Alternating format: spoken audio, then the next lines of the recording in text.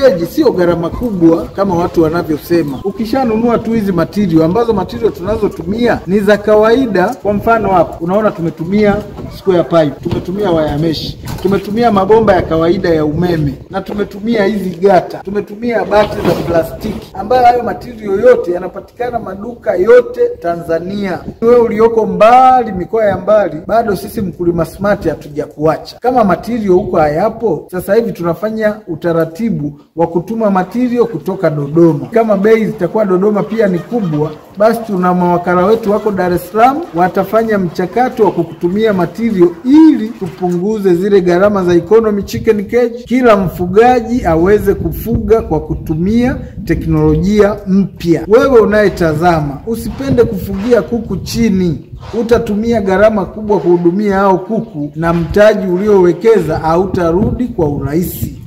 Kwa hiyo basi, na kuomba na tunawaomba nyie mnayotutazama, njoo Mkulima Smart tuwape huduma zetu za economy chicken cage kwa gharama nafuu. Basi niwatakie siku njema na bye bye.